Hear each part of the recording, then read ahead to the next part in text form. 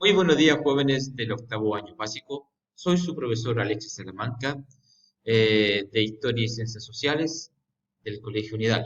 Esperando que estén todos muy bien en sus casas, pasando esta cuarentena junto a sus familiares y amigos. ¿Qué es lo que analizaremos en el día de hoy? Título de la clase de hoy: El Estado moderno.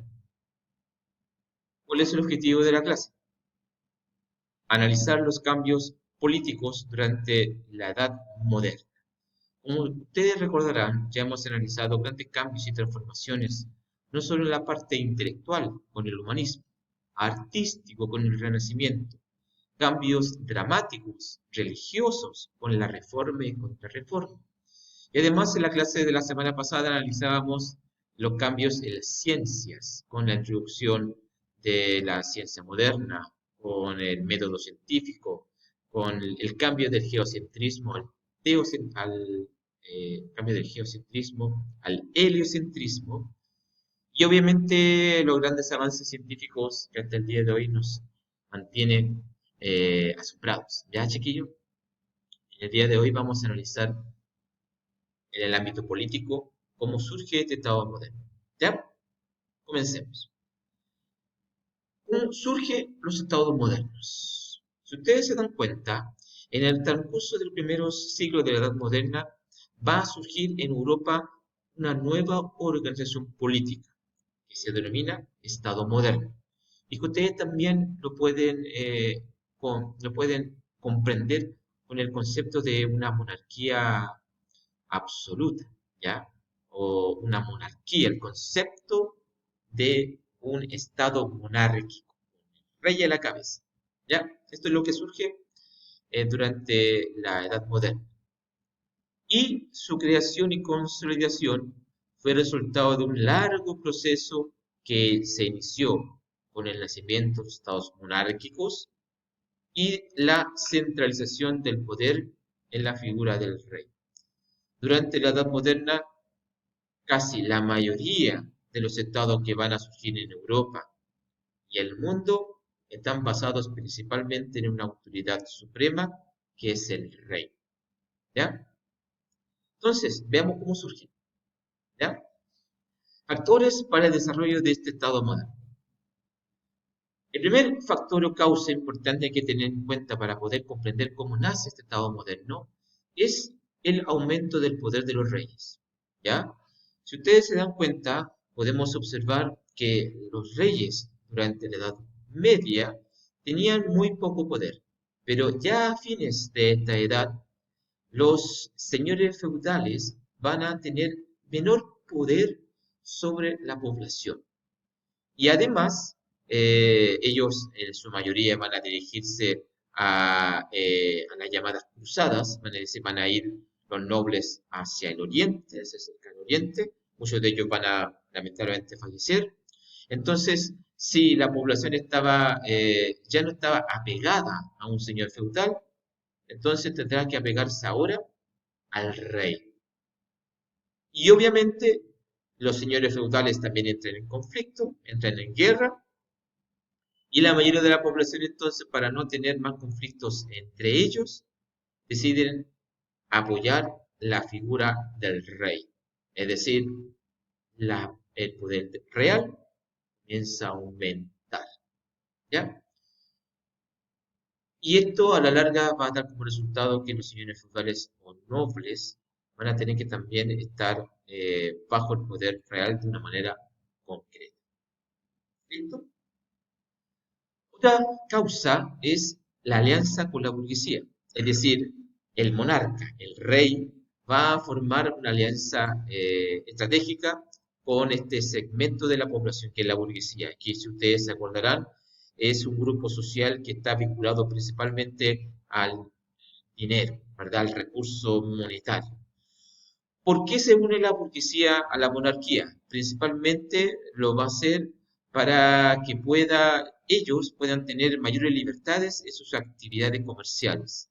Es decir, para un burgués que necesita aumentar sus negocios, que necesita instalarse, ¿verdad?, en un mercado, en una feria, primero, antes de realizar esta instalación, apoya, apoya de forma financiera al rey y este favor, a cambio, el rey le entrega de permiso, ¿ya? Entonces, para la burguesía es muy importante no apoyar al señor feudal, sino apoyar a la figura del monarca, figura del rey, ¿ya? Otra cosa importante también de este desarrollo del Estado moderno es que el rey va a comenzar a dominar y controlar los territorios. De una u otra manera, el rey en un momento determinado de la Edad Media no poseía ningún tipo de control, pero ya en la Edad Moderna lo va a poseer. Tiene financiamiento de la burguesía, por ende va a comenzar a partir del siglo XIV a implantar la justicia y a administrar sus territorios a través de la creación de un ejército propio. Con esto, la monarquía va a poder cobrar impuestos. ¿Qué es un impuesto? Es dinero que se le entrega a la monarquía por estar viviendo en el territorio del rey. Y con esto el rey va a poder aumentar sus riquezas. ¿Por qué es importante esto? Porque el rey tiene que mantener el control de ese territorio. ¿Cómo lo logra? Principalmente creando ejércitos, ¿ya? Cuando ellos comienzan a crear ejércitos, va a poder pagarles. Y cuando yo le pago, el ejército me va a apoyar a mí. No va a apoyar a un señor feudal, sino que va a apoyar al rey, ¿ya?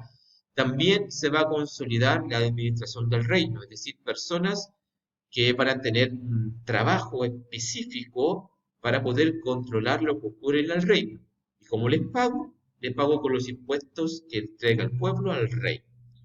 Por esto, se aseguran y se expanden sus fronteras mediante guerras, mediante alianzas o también mediante casamiento. Es decir, un príncipe alemán se casa con una princesa inglesa, un príncipe francés se casa con una princesa italiana.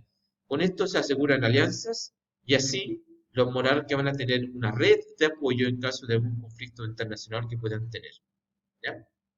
Y además van a recibir los impuestos de esos súbditos y obviamente van a tener más poder monetario eh, que los nobles. ¿Ya chiquillos?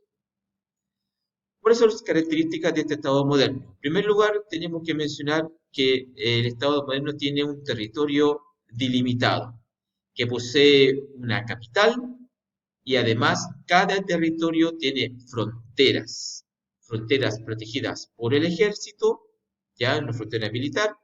También, como aparece en este mapa, existen fronteras aduaneras, es decir, a la introducción de un producto, imaginemos de España, que quiere introducirse a Francia, ahí hay una frontera aduanera, se paga un impuesto de introducción del producto a Francia, y obviamente una frontera política, que es cada línea que ustedes pueden observar en este mapa del siglo XVIII.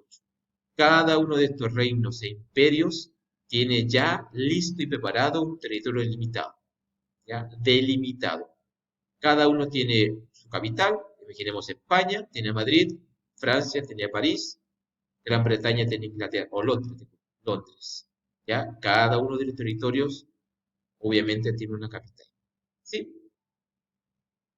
Otra característica es que existe una población unificada a través de la imposición de una misma lengua, es decir, en Francia el francés, en España el español, el castellano, en Gran Bretaña obviamente el inglés, y se impone una misma religión. El rey de turno, el rey que posee el territorio, impone una religión. En el caso de Francia, el catolicismo. En el caso de España también. En el caso de Inglaterra, recuerden, anglicanismo. Y el Estado va a imponer su poder a través del cobro de impuestos. ¿Ya? Es decir, está todo completamente regulado. Todo lo que ustedes pueden observar acá, ¿no? Poner una imagen de Francia, todos ellos hablan francés. Todos ellos tienen una sola religión, que es el catolicismo. Impuesto por el Estado moderno. Impuesto en este caso por el rey. Y se centraliza la administración basada principalmente en el poder soberano, en el poder jurídico. Todos obedecen a una sola persona, que en este caso es la figura del rey, ¿ya? Se crean instituciones, nuevos órganos de administración para poder fiscalizar lo que cada uno de los súbditos realiza constantemente. Y debe existir un ejército profesional y permanente que pueda regular y controlar la frontera del Estado. ¿Ya? Todo esto, a la larga, va a llevar al rey a obtener diplomacia para negociar e informarse con otros estados. Y además va a obtener, gracias a la creación de estas instituciones, crear su propia moneda. Cada estado en este momento va a formar y va a crear una propia moneda que le va a dar un apoyo fundamental para el desarrollo de su estado moderno. Y un sistema fiscal que obviamente va a recaudar los impuestos de todos los súbditos del rey. ¿Ya? En definitiva, el Estado moderno se incorpora en el territorio delimitado, incorpora una población unificada e incorpora una centralización administrativa. Es decir, todos los recursos propiamente dados por el Estado ahora van a quedar en manos de una centralización administrativa, que en este caso sería la figura del rey. Ya chiquillos, estamos hablando entonces de un nuevo nacimiento de este Estado moderno, que está basada principalmente en estas tres grandes características y que va a dar el surgimiento de lo que ustedes conocen como la llamada monarquía absoluta en Francia.